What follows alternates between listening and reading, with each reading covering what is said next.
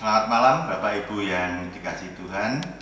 Pada malam hari ini kita bersama-sama akan mempersiapkan diri untuk ikut dalam perjamuan kudus yang akan diadakan pada hari Minggu 4 Oktober 2020. Perjamuan kudus yang akan diselenggarakan pada hari Minggu besok bertepatan sebagai hari perjamuan kudus sedunia dan hari pekabaran Injil di Indonesia yang diadakan setiap minggu pertama di bulan Oktober. Mari untuk mengawali acara pembelajaran kita pada malam hari ini, kita bersama-sama menyanyikan dari Kidung Jemaat nomor 15. Kidung Jemaat nomor 15, bait yang pertama saja, berhimpun semua.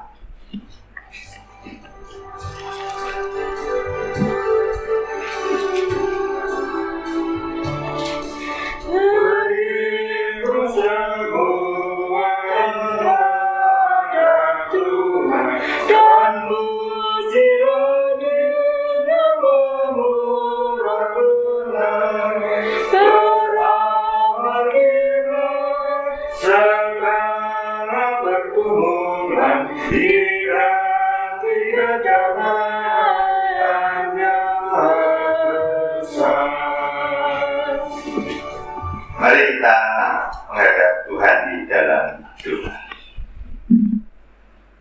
Bapa kami dalam kerajaan surga yang mulia, kami mengucap syukur kalau pada malam hari ini kami anak-anak-Mu di Blok A di KJ Wisma Kasih Mangunharjo bersama-sama akan mempersiapkan diri dalam pembelajaran untuk ikut dalam perjamuan kudus sedunia dan hari pekabaran Injil di Indonesia yang akan diadakan pada hari Minggu tanggal 4 Oktober 2020.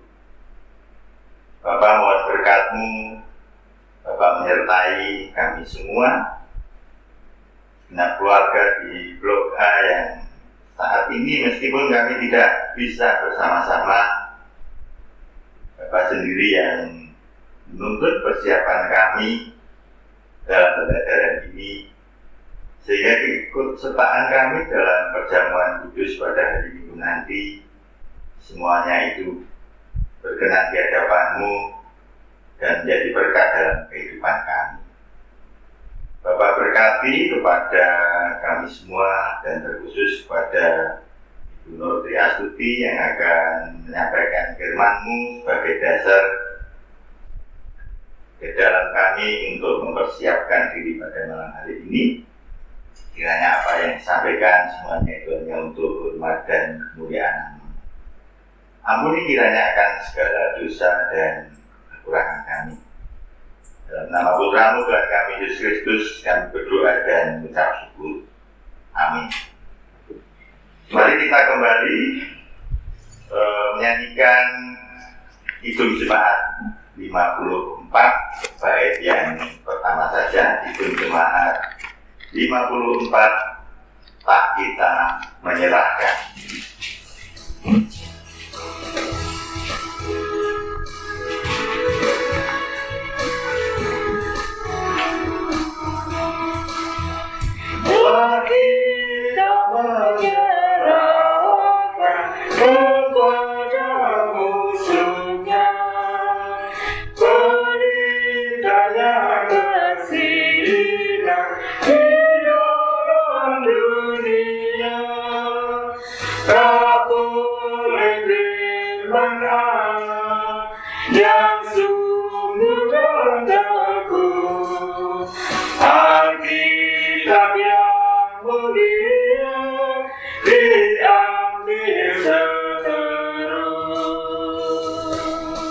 Selanjutnya kita akan bersama-sama mendengarkan firman Tuhan yang akan disampaikan oleh Ibu Penatuan Nur Triastuti.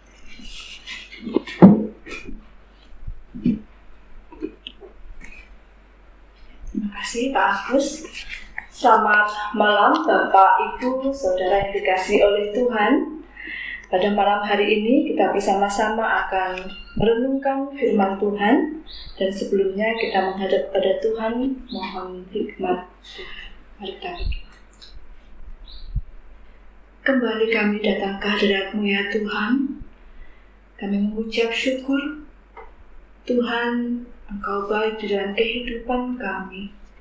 Engkau senantiasa menuntun kami Bapa, sehingga kami terus berada di dalam jalan Tuhan. Melalui firman-Mu pada malam hari ini Tuhan yang akan kami pelajari bersama, kiranya Tuhan juga boleh memberikan kami hikmat, sehingga melalui pembacaan firman-Mu dan juga perenungan firman-Mu malam hari ini, kami boleh diingatkan untuk kami senantiasa ada dan seturut dengan kehendak Tuhan. Bapa, berfirmanlah kepada kami siap mendengarkan. Terima kasih ya Bapa. Haleluya. Amin. Bapak Ibu Saudara, mari kita bersama-sama membaca dari 1 Korintus pasal 9 ayat 24 sampai 27. 1 Korintus 9 ayat 24 sampai 27. Saya akan membacakan untuk Bapak Ibu Saudara semua. Yang demikian firman Tuhan. Tidak tahukah kamu bahwa dalam gelanggang pertandingan semua peserta turut berlari, tetapi bahwa hanya satu orang saja yang mendapat hadiah? Karena itu larilah begitu rupa sehingga kamu memperolehnya. Tiap-tiap orang yang turut mengambil bagian dalam pertandingan menguasai dirinya dalam segala hal. Mereka berbuat demikian untuk memperoleh suatu mahkota yang fana, tetapi kita untuk memperoleh suatu mahkota yang abadi. Sebab itu, aku tidak berlari tanpa tujuan, dan aku bukan petinju yang sembarangan saja memukul. Tetapi aku melatih tubuhku dan menguasainya seluruhnya, supaya sesudah memberitakan Injil kepada orang lain, jangan aku sendiri ditolak. Sebagai ayat mas, akan saya ulangi untuk ayat yang ke-27. Tetapi aku melatih tubuhku dan menguasainya seluruhnya, supaya sesudah memberitakan Injil kepada orang lain, jangan aku sendiri ditolak. Bapak, Ibu, Saudara yang dikasihi oleh Tuhan, mungkin di antara kita pernah mengalami yang namanya penolakan. Ditolak itu mungkin rasanya sakit. Entah itu ditolak saat menyatakan cinta kepada seseorang, atau saat melamar seseorang, ditolak saat masuk sekolah favorit karena nilai kurang memenuhi syarat, ditolak saat melamar pekerjaan, dan lain sebagainya. Mengalami penolakan adalah momok bagi semua orang, sebab ditolak berarti kita tidak diterima keberadaannya. Mengalami penolakan di dunia ini sering kita alami dan itu sangat menyakitkan. Terlebih bagaimana kalau orang ini mengalami penolakan dari Tuhan. Inilah yang menjadi pergumulan hidup dari Rasul Paulus. Jangan sampai setelah ia memberitakan Injil, justru ia sendiri yang ditolak oleh Tuhan. Dan orang lain yang menerima Injil dan orang yang dilayaninya justru diterima. Seperti firman Tuhan yang sudah terlebih dahulu memperingatkan kita semuanya di dalam Matius 19 ayat 30. Tetapi banyak orang yang terdahulu akan menjadi yang terakhir, dan yang terakhir akan menjadi yang terdahulu. Jangan sampai kita yang sudah lama mengikut Tuhan dan sudah terlibat dalam pelayanan justru menjadi orang yang terakhir. Karena itulah Rasul Paulus melatih diri sedemikian rupa. Dan ini berbicara tentang proses, dan itu tidak langsung instan jadi. Dan semuanya itu perlu membayar harga. Demikian juga dengan kita, harus bisa menguasai dan mengendalikan tubuh kita. Jangan sebaliknya, kita yang dikendalikan oleh tubuh dengan segala keinginannya. Sungguh berbahaya bila kita mengikut keinginan tubuh kita dengan segala keinginannya. Sebab keinginan daging berlawanan dengan keinginan roh. Seperti di dalam Galatia 5 ayat 17.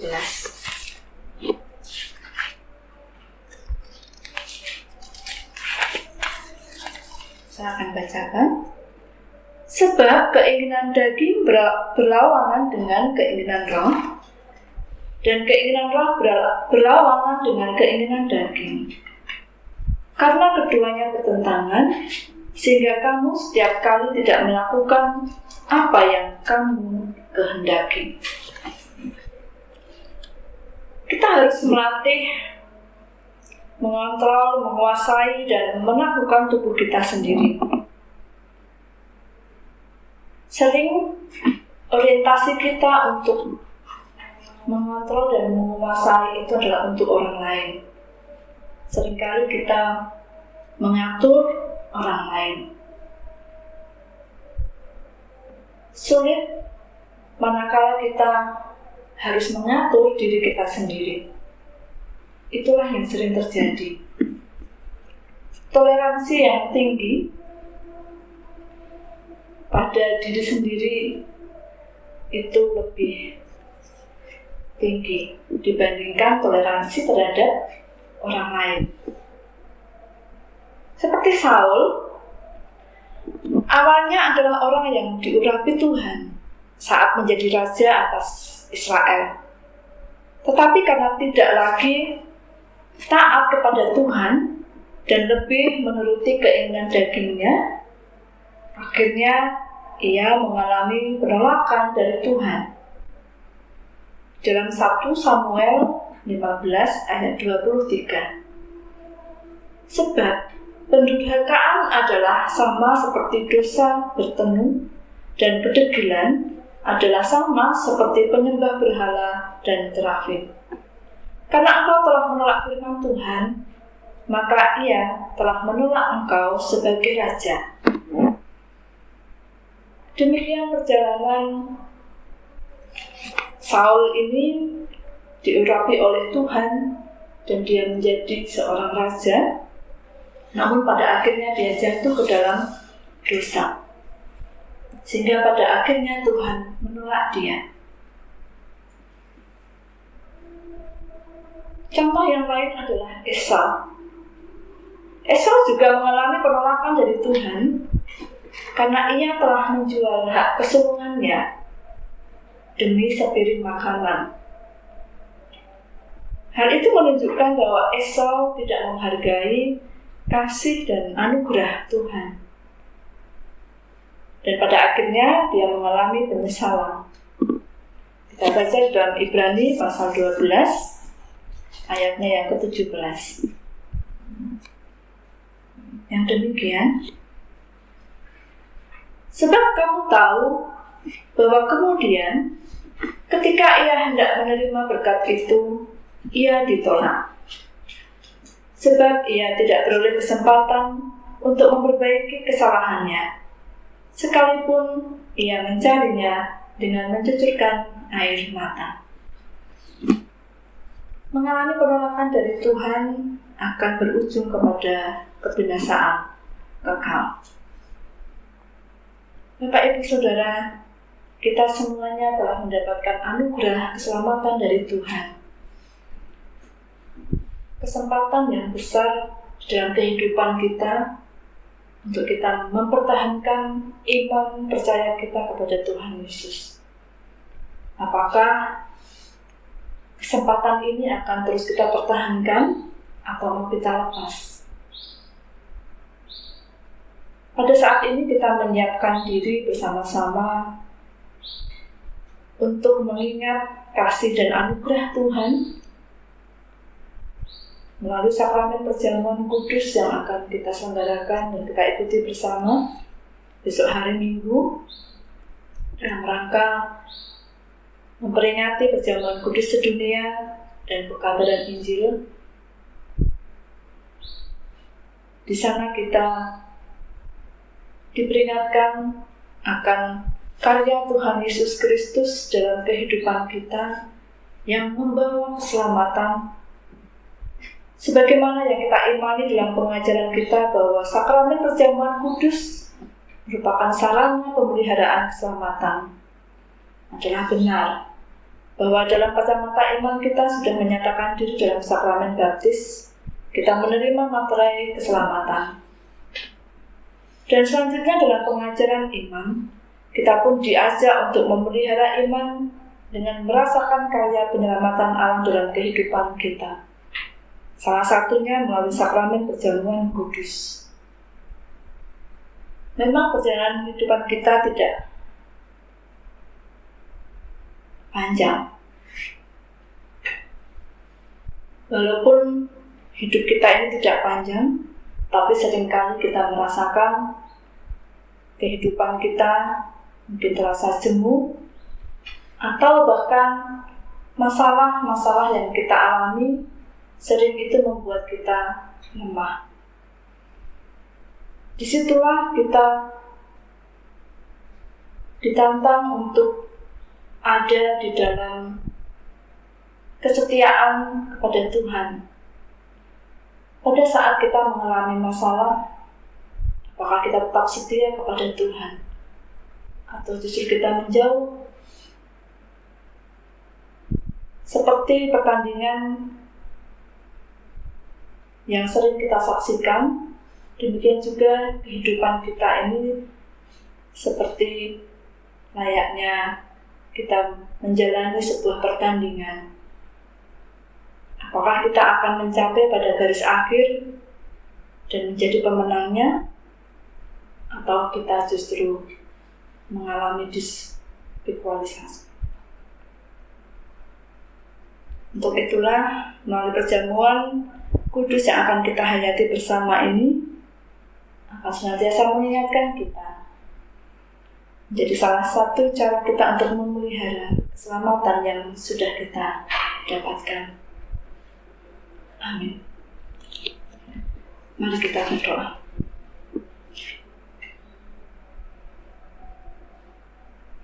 Terima kasih Tuhan, firman-Mu yang boleh kami terima pada malam hari ini. Tuhan mengingatkan kami agar kami senantiasa memelihara iman kami, supaya kami tetap mendapatkan keselamatan yang dari Tuhan, dan jangan sampai kami ditolak Tuhan. Kiranya Tuhan senantiasa menyertai kehidupan kami, memelihara kehidupan kami dan iman kami, sehingga pada saatnya nanti Engkau datang kembali ke dunia ini untuk yang kedua kalinya, kami pun akan turut serta bersama-sama dengan Engkau masuk di dalam kerajaan-Mu yang kudus. Terima kasih Tuhan. Kami mohon pengampunan-Mu manakala di dalam kami mendengarkan firman-Mu ini terselip dosa. Terima kasih Bapa. Doa ini kami panjatkan dalam tangan Tuhan kami Yesus Kristus. Haleluya.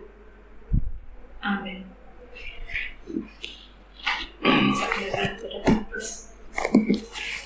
Baik Bapak Ibu yang dikasihi Tuhan, selanjutnya Pak Darno akan nantikan kepada Bapak Ibu semua untuk ikut sertanya dalam perjamuan kudus yang akan diadakan pada hari Minggu yang akan datang.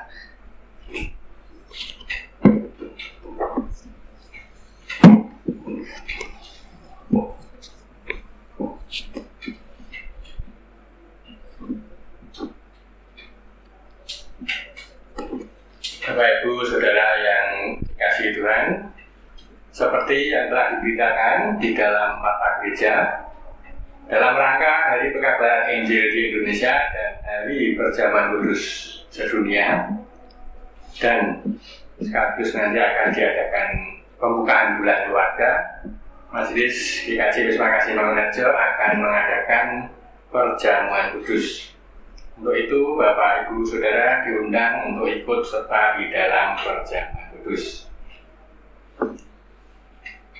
Sebelum ikut serta dalam Perjamuan Kudus, kita perlu mempersiapkan diri supaya keikutsertaan kita makan dan minum dalam Perjamuan Kudus berkenan di hadapan Tuhan, serta menjadi berkat bagi diri dan kehidupan kita.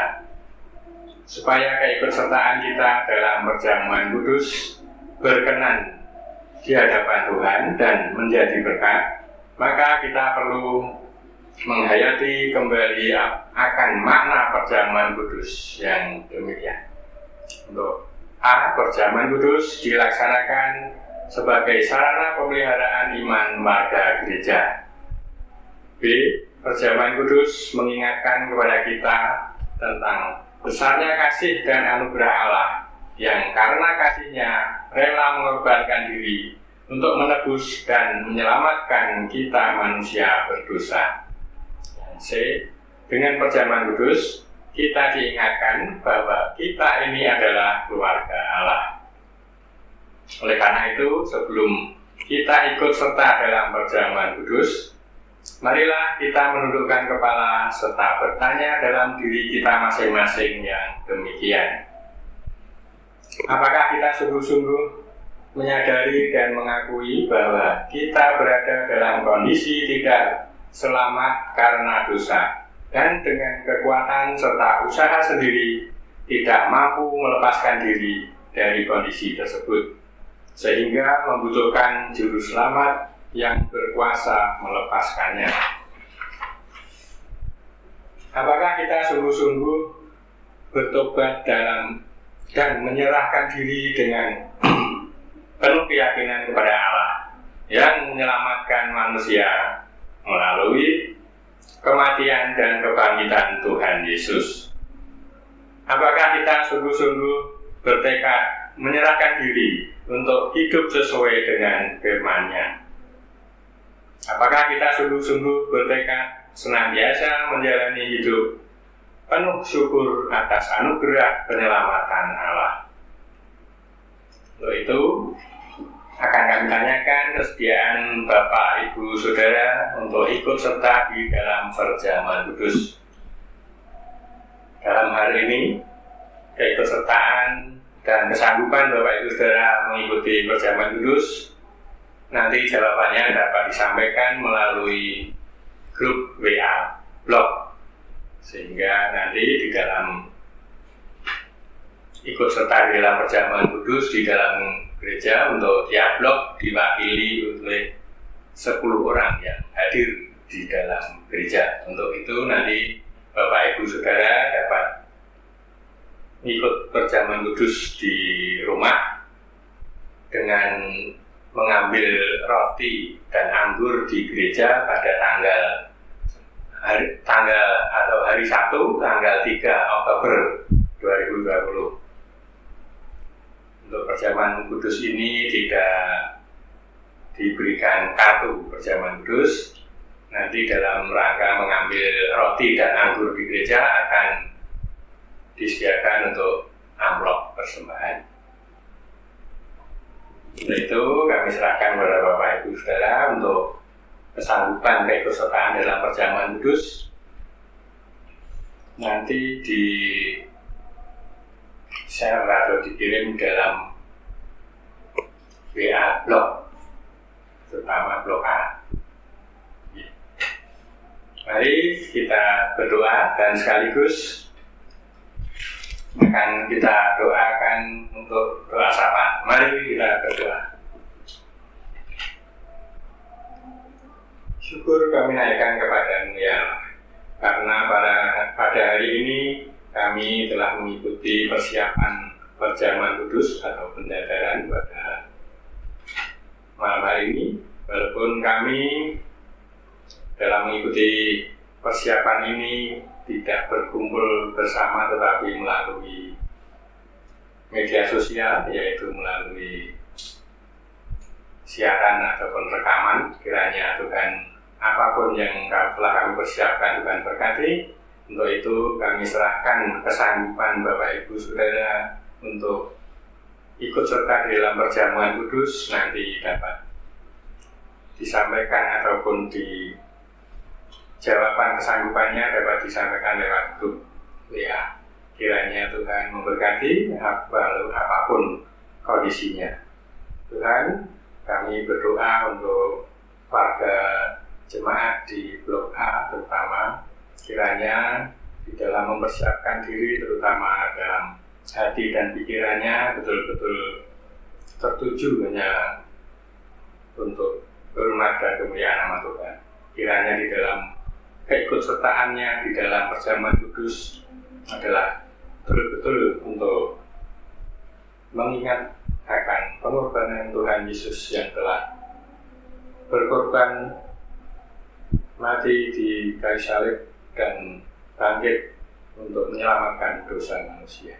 Kiranya kesanggupan kami untuk ikut serta dalam perjamuan kudus kiranya menjadi berkat dalam kehidupan kami masing-masing dan kiranya menguatkan iman kami bahwa keselamatan hanya dari Tuhan dan usaha kami sendiri tidak akan mampu untuk menyelesaikannya. Tuhan, kami juga berdoa untuk kondisi saat ini yang sedang wabah COVID-19 ataupun virus corona ini. Tuhan, kami kiranya menyerahkan diri kepadamu untuk segera melewatkan wabah ini sehingga kami semua dapat hidup dengan normal, terutama di dalam beribadah di gereja dapat terselenggara dengan normal, dan kami semua telah rindu untuk ikut serta di dalam beribadah di gereja secara normal. Tuhan, kami serahkan untuk para ahli untuk dapat menemukan obat ataupun untuk dapat menyelesaikan virus ini sehingga semuanya segera berlalu dan semuanya kehidupan dapat berjalan dengan normal.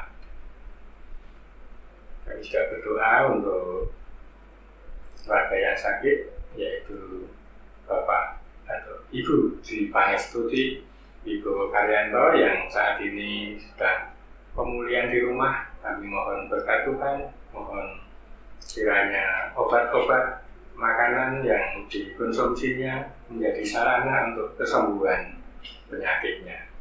Dan kami mohon untuk warga yang lain yang tidak kami sebut satu persatu, terutama warga Hadi Yuswo yang saat ini sudah lemah tubuhnya karena usia yang sudah lanjut. Kami mohon kiranya kekuatan dari Tuhan, terutama kekuatan iman, di mana tetap berharap kepada Tuhan bahwa kekuatan kesehatan hanya dipercayakan kepada Tuhan. Kiranya Tuhan senantiasa menolong. Terima kasih Tuhan. Kami juga berdoa untuk kesejahteraan warga Blok A yang saat ini kondisinya karena pandemi virus ini Tuhan tidak dapat beraktivitas secara normal. Kiranya Tuhan menyertai di dalam kehidupannya hari lepas hari sehingga senantiasa hanya berharap dan bersandar kepada Tuhan sehingga kondisi ini segera berlalu dan dapat hidup dengan normal kembali. Kami memang rindu untuk segera dapat beraktivitas secara normal. Terima kasih Tuhan. Segala permohonan kami ini kami naikkan ke dalam nama Tuhan kami Yesus Kristus, dan acara ini telah berakhir. kasih Tuhan. Kiranya Engkau menyertai di dalam kami setelah ini kami akan pulang menuju rumah kami masing-masing ataupun akan melanjutkan kegiatan kami masing-masing. Kiranya Tuhan menuntun dan Tuhan menyertai. Dalam nama Putra-Mu yang tunggal Tuhan kami Yesus Kristus kami naikkan doa kami. Amin. Bapak Ibu, mari kita akhiri pembelajaran kita pada malam hari ini. Bersama-sama kita nyanyikan Kidung Jemaat 353, Sungguh Lembut Tuhan Yesus Memanggil.